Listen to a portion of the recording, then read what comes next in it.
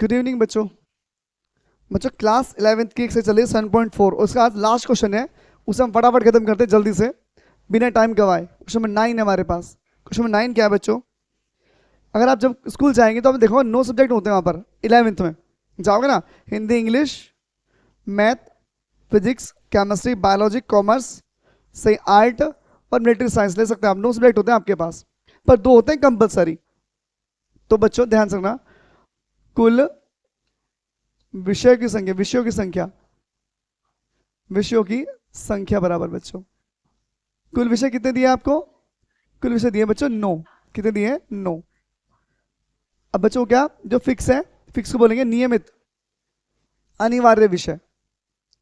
अनिवार्य विषय बच्चों, अनिवार्य विषय कितने बेटे? 2। अतिरिक्त विषय, अतिरिक्त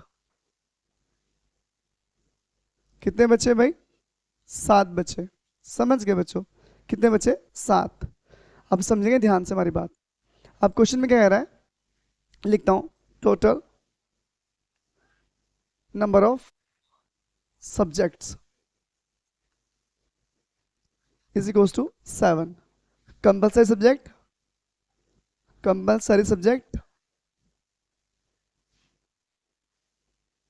2। तो रिमेनिंग सब्जेक्ट कितने बच्चों?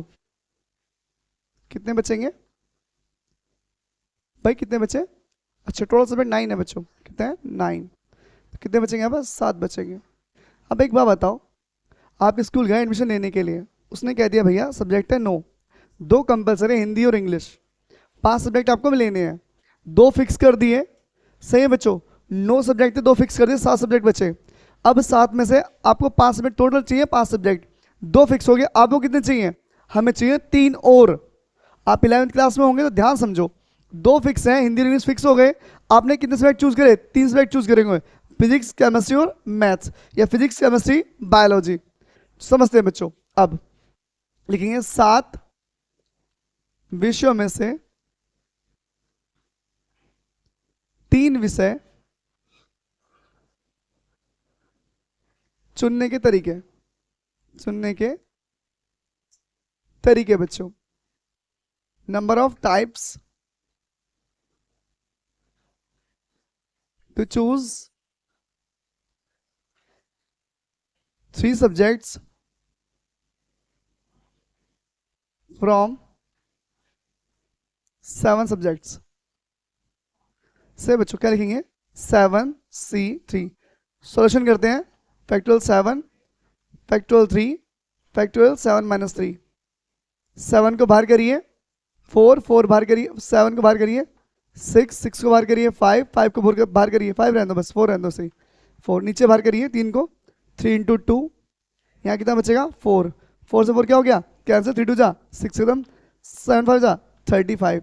तो आपके पास 35 चॉइसेस और भी हैं इन सब्जेक्ट को चुनने के लिए। तो बच्चों आज ये टॉपिक हो गया है खत्म, मतलब ये सब्जेक्ट हो गया, ये मतलब ये चैप्टर हो गया है खत्म। अब अगला जो टॉपिक चलेगा, वो चैप्टर चलेगा होगा बाइनोमियल थ्योरम, द्विपद प्रमेय।